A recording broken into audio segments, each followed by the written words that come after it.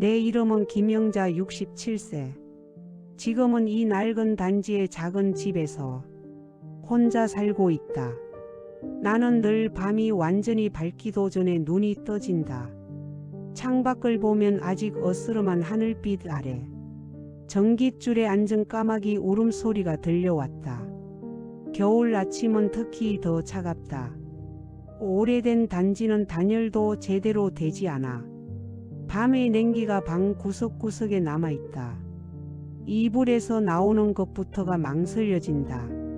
전기 난로를 켜고 싶지만 전기요금이 걱정돼 참고 만다. 싱크대 한쪽에 놓인 컵은 손잡이가 조금 깨져 있다. 딸이 어릴 때 떨어뜨려 금이 간 컵인데 아직 쓸 수 있으니 버리기 아까워. 지금도 그대로 쓰고 있다. 물을 끓이고 마트에서 반값으로 산 식빵을 가볍게 굽고 홍차를 따른다. 따뜻한 컵을 두 손으로 감싸 쥐고 혼자 조용히 숨을 내쉰다. 이게 내 아침의 시작이다. 조용한 방의 시계 소리만 똑깍똑깍 울린다. 나는 국민연금을 매달 60만 원 받는다.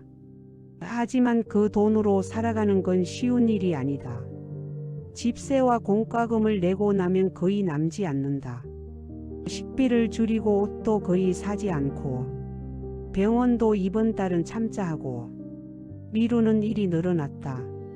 사실 몇 년 전부터 허리에 은근한 통증이 있다. 오래 서서 일하면 다리까지 저릴 때도 있다. 그래도 일을 그만둘 수는 없다. 일하지 않으면 생활을 버틸 수가 없다.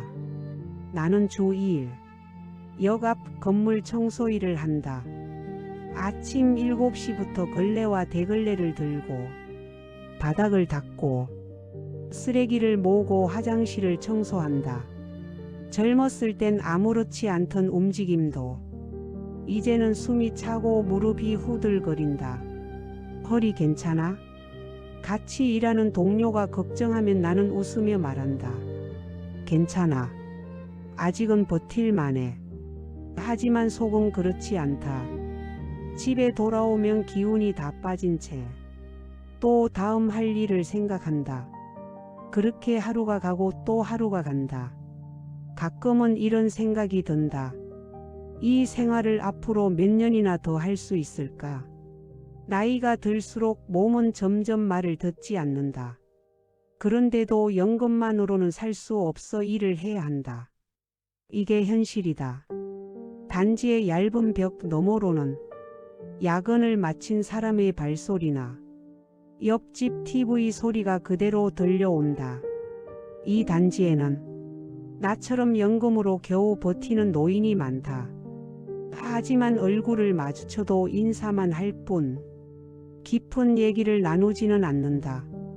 고독이라는 말이 무엇인지 요즘 들어 조금씩 알 것 같다. 그런데도 이상하게 나는 외롭다는 말을 쉽게 꺼내지 못한다.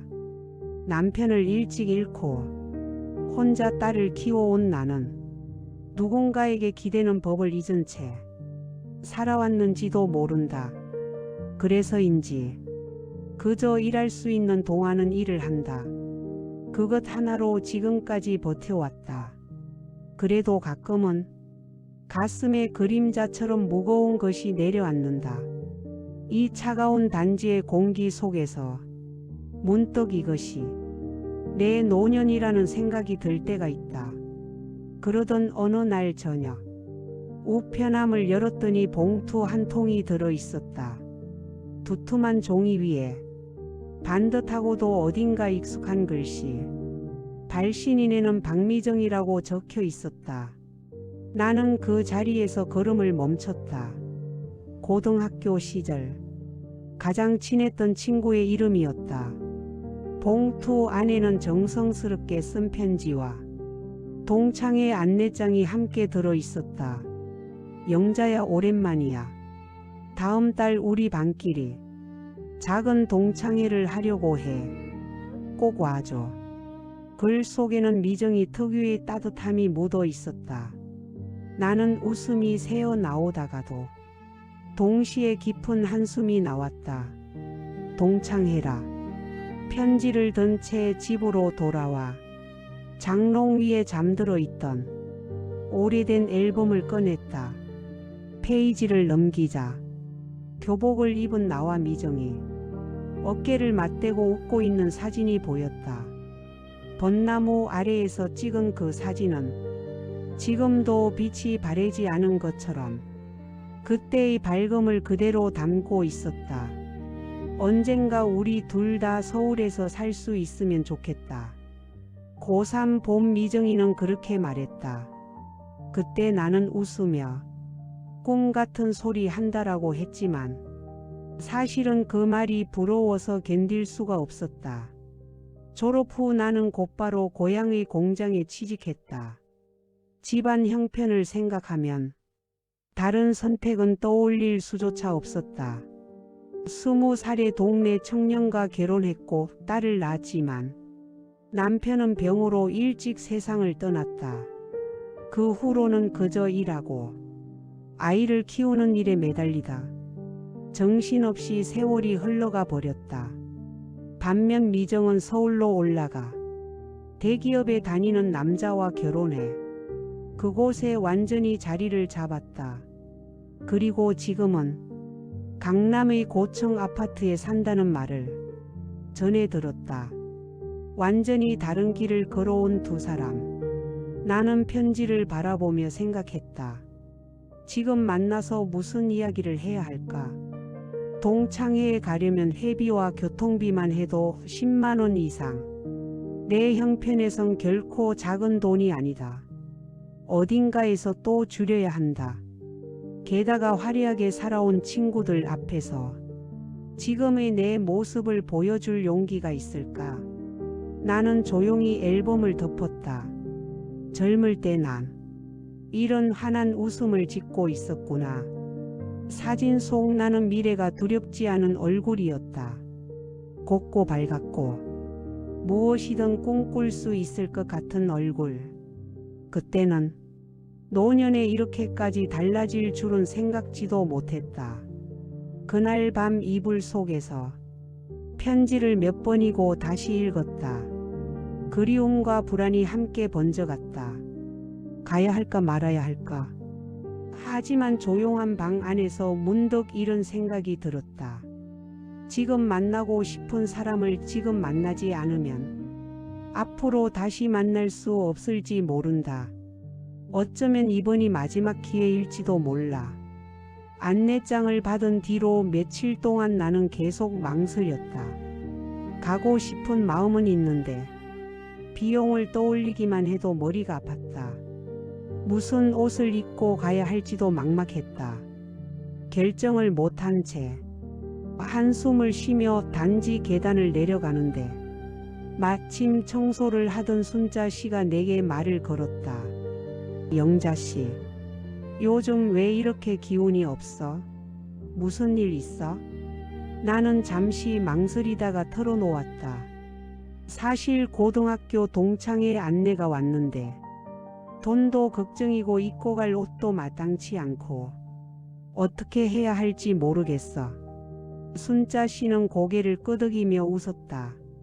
그런 거라면 걱정할 필요 없어. 우리 집에 영자 씨한테 어울릴 만한 옷이 있어. 액세서리도 빌려줄게. 신발도 사이즈 비슷하잖아.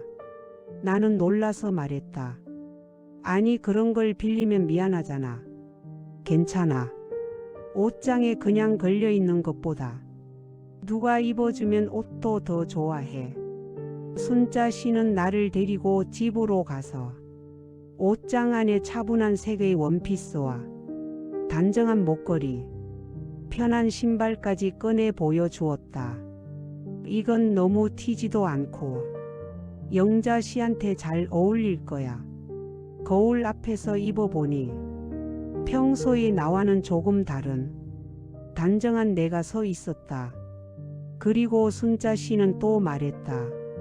서울 갈 때 KTX는 비싸지만 고속버스는 훨씬 싸게 갈 수 있어. 시간은 좀 걸려도 아침 일찍 타면 점심쯤 무렵엔 도착해. 그냥 앉아서 한숨 자고 가면 돼. 나는 눈을 크게 떴다. 그런 방법은 미처 떠올리지 못하고 있었다.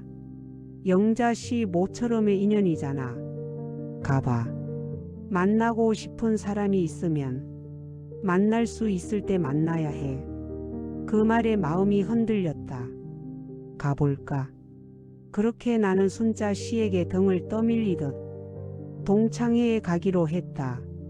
불안은 여전히 남아 있었지만 다시 한번 그때의 웃음을 보고 싶었다. 동창회 당일 나는 새벽부터 단지를 나서 순자 씨가 알려준 버스를 타고 서울로 향했다. 버스에서 내리자 고층 빌딩이 늘어서 있었고 반짝이는 도시의 공기가 낯설게 느껴졌다. 장소는 역 앞 호텔의 큰 연회장이었다. 입구 바닥은 윤이 날 정도로 닫혀 있었고 샹들리에가 반짝였다. 그 안으로 들어서는 순간 괜히 어깨가 움츠러들었다. 영자야. 누군가 부르는 소리에 돌아보니 그리운 얼굴들이 보였다. 모두 나이를 먹었지만 정장과 화려한 원피스 차림으로 당당하게 서 있었다. 나는 순간 부끄러워 낯선 코트 자락을 살짝 움켜쥐었다. 그때 연회장 안쪽에서 늘씬한 여자가 걸어왔다. 차분한 드레스, 목에는 단정한 진주 목걸이, 웃는 얼굴은 옛날 그대로였다. 미정이었다. 영자야, 오랜만이야. 미정은 두 팔을 벌려 나를 꼭 안아주었다. 미정아, 정말 변함없네. 나는 그렇게 말하면서도 마음 한쪽은 복잡했다. 예전에도 그랬지만 미정은 늘 반듯하고 빛이 났다. 지금도 그 모습은 크게 달라지지 않았다. 영자도 변함없네. 그 말이 예전처럼 정겹게 느껴졌다. 시간은 어느새 고등학교 시절로 되돌아간 듯 흘러갔다. 미정의 삶은 내가 막연히 그려보았던 모습과 크게 다르지 않았다. 남편과의 안정적인 생활, 요즘은 미술 교실에서 그림을 다시 시작했다는 이야기, 운동을 하고 있다는 이야기, 여행 이야기가 자연스럽게 섞여 나왔다. 영자는 지금 뭐 해? 그 질문에 나는 작게 웃으며 대답했다. 임대 아파트 단지에서 혼자 지내. 파트로 일하고 있고 몸은 좀 힘들지만 일할 수 있을 때까지는 해야지. 순간 주변 분위기가 가라앉은 듯 했다. 미정은 나를 가만히 바라보다가 고개를 끄덕였다. 영자, 정말 대단해. 혼자서 여기까지 버텨온 거잖아. 진짜 훌륭해. 그 말은 분명 따뜻했지만 어딘가 위로처럼 들려 마음은 편치 않았다. 연애가 끝나갈 무렵 미정은 또 이야기하자며 연락처를 물었고 우리는 번호를 주고받았다. 호텔 밖으로 나오자 바람이 뺨을 스쳤고 멀리서 화려한 도시 불빛이 유난히 밝았다. 나는 하늘을 올려다보며 생각했다. 같은 시대를 살았는데 어쩌다 이렇게까지 달라겠을까. 돌아가는 버스 창에 비친 내 얼굴은 피곤하고 어딘가 초라해 보였다. 노년이라는 게 이렇게 다른 모습으로 찾아오는구나. 동창회에서 돌아온 밤, 나는 이불 속에 누워 천장을 바라보았다. 샹들리의 빛, 동창들의 웃음소리, 미정의 여유 있는 말투가 자꾸만 머릿속에서 떠올랐다. 강남의 아파트, 양평의 별장, 미술관을 다닌다는 이야기까지. 그 모든 것이 지금의 나와는 어딘가 다른 세상처럼 느껴졌다. 같은 나이인데 왜 이렇게 다를까? 가슴이 무겁게 눌리고 눈물이 스며 나왔다. 비교해도 소용없다는 걸 알면서도 현실로 들이닥친 마음은 쉽게 회복되지 않았다. 다음 날도 파트에 나갔지만 몸은 움직여도 마음은 맑아지지 않았다. 며칠 뒤 딸에게서 전화가 왔다. 내 목소리를 듣자마자 딸은 바로 알아챘다. 엄마 왜 기운 없어? 무슨 일 있어? 나는 애써 웃으며 아니야 별일 없어 하고 넘겼지만 딸은 말했다. 또 무리하는 거지? 이번 주말에 애들 데리고 갈게. 전화 너머로 손주 목소리가 들려왔다. 할머니, 같이 공원 가자. 그 천진한 목소리에 가슴 한쪽이 따뜻해졌다. 2달에 한 번 정도밖에 못 만나도 딸은 틈날 때마다 전화해준다. 나를 신경 써주는 그 사실만으로도 조금은 구원받는 느낌이었다. 며칠 뒤 순자 씨에게 빌렸던 옷이 드라이 클리닝을 마치고 돌아와 직접 갖다 드리러 갔다. 순자 씨 옷 정말 고마워요. 순자 씨는 내 얼굴을 보자마자 말했다. 영자 씨 얼굴빛이 안 좋아 보이는데 들어와서 차라도 한 잔 마시고 가. 나는 망설이다 동창의 이야기를 털어놓았다. 미정의 삶을 보고 초라해진 마음.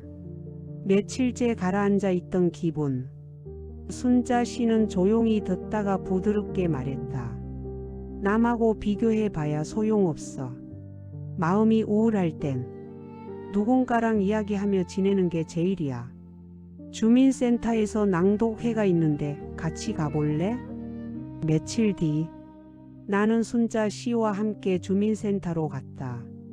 10명 정도의 어르신들이 모여 각자 좋아하는 글을 차례로 읽고 듣는 사람들은 박수를 보냈다. 내용은 대단한 게 없었지만 소리 내어 읽는 것만으로 마음이 가벼워지고 웃음과 따뜻함이 퍼졌다. 내 차례가 되었을 때 나는 떨리는 목소리로 짧은 글을 읽었다. 읽고 나자 좋았어요 하는 박수가 터졌다. 얼굴이 뜨거울 만큼 부끄러웠지만 이상하게 기뻤다. 단지에서 혼자 지낼 때는 소리 내어 말할 일이 거의 없었다. 누군가에게 들려주고 함께 웃고 마음을 나누는 일. 그게 이렇게 편안한 줄 처음 알았다. 돌아오는 길. 저녁 하늘을 보며 생각했다. 비교만 하다 보면 보이지 않는 게 있구나. 가족의 목소리, 손주의 웃음, 그리고 이웃과의 작은 인사 같은 것들. 화려한 삶이 아니어도 내 마음을 지탱해주는 온기는 분명 여기에도 있다. 동창회 후 몇 주가 지났을 때였다. 스마트폰에 낯익은 이름으로 메시지가 왔다. 그날 정말 반가웠어. 또 얘기하고 싶다. 미정이였다. 처음엔 짧게 답했지만 그 후로도 미정은 계절 꽃 사진, 미술관 감상 같은 소소한 이야기를 종종 보내왔다. 나도 자연스럽게 답하게 됐고 어느새 우리는 일주일에 한 번은 안부를 묻는 사이가 되었다. 그렇게 시간이 흐르자 내 안에 있던 열등감이 조금씩 풀리는 게 느껴졌다. 어느 날 미정이 말했다. 요즘 여기저기 풍경화를 그리고 있어. 괜찮으면 같이 갈래? 나는 잠시 망설였지만 용기 내어 나가 보기로 했다. 장소는 내가 사는 곳 근처의 큰 공원. 봄바람이 기분 좋은 오후. 미정은 벤치에서 스케치북을 펴고 있었다. 와줘서 고마워. 여긴 호수도 있어서 풍경이 참 좋더라. 나도 옆에 앉아 스케치북을 펼쳤다. 서툰 선을 그리는 나를 보고 미정이 웃었다. 우리 학생 때도 같이 그렸잖아. 그러게. 이제 손이 마음대로 안 움직여. 잘 그리고 못 그리고가 뭐가 중요해. 그냥 이 시간이 즐거운 거지. 그 말에 나는 어깨에 들어간 힘이 조금 풀렸다. 그러다 대화는 자연스럽게 근황으로 옮겨갔다.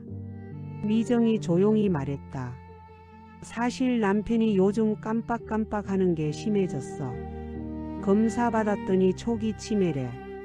그 말에 나는 가슴이 먹먹해졌다. 그랬구나. 미정도 불안하겠네. 불안하지. 밖에선 화려해 보일지 몰라도 속은 늘 폭풍 같아. 의지할 사람도 많지 않고. 그때 나는 깨달았다. 동창회에서 보였던 여유 뒤에는 미정의 고독과 두려움도 숨어 있었다는 걸. 나도 말했다. 나 동창회 그날 밤 되게 우울했어. 내가 너무 초라해 보여서. 근데 결국 나 혼자 나를 불쌍해 했던 거더라. 미정은 말없이 내 손을 잡고 부드럽게 웃었다. 어느 날 단지 앞에서 순자 씨를 만났을 때 순자 씨가 목소리를 낮춰 말했다. 영자 씨, 단지 이동 정호 씨 있잖아. 혼자 돌아가셨대. 발견되기까지 며칠 걸렸대. 그 말에 심장이 쿵 내려앉았다. 얼마 전까지 웃으며 인사하던 사람이 아무도 모르게 조용히 세상을 떠났다는 사실.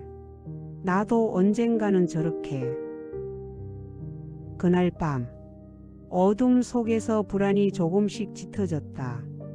고독이라는 말이 무겁게 가슴을 눌렀다. 그때 떠오른 건 미정의 얼굴이었다. 미정이라면 이 마음을 이해해 줄지도 몰라. 나는 스마트폰을 쥐고 몇 번이나 망설였다. 괜찮아? 다음 말이 쉽게 잘 써지지 않았다.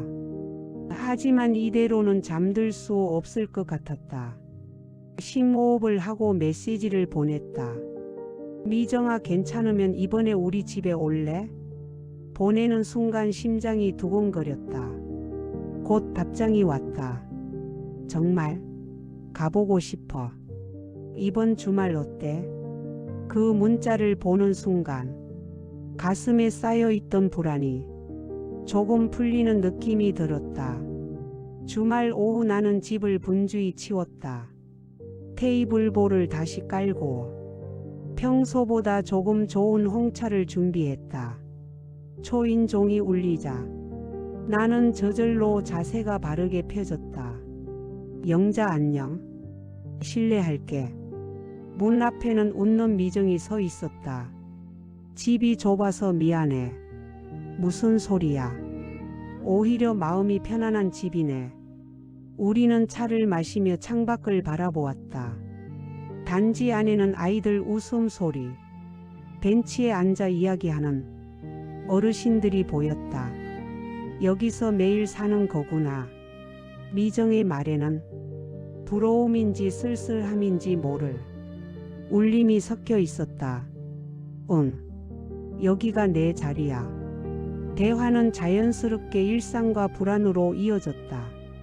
나 남편 간병이 본격적으로 시작될 것 같아서 무서워. 간병은 정말 힘들지. 근데 영자랑 이렇게 얘기하면 조금 힘이 나. 그 말에 가슴이 따뜻해졌다.